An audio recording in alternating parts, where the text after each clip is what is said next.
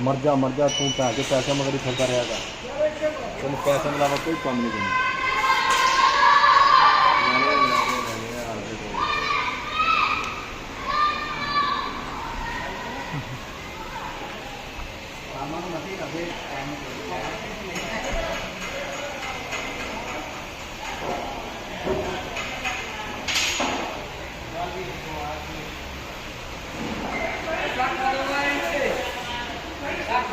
ऐसा करना उस गिलास उस कासे ले अंदरों चाह तीन पईया आप तिने चार जने कर लेने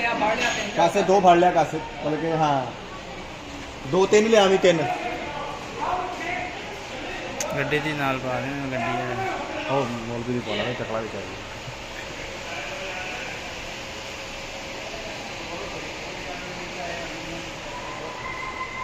आ चपेड़ा खा लेने साढ़े बहुत नहीं बहुत मारे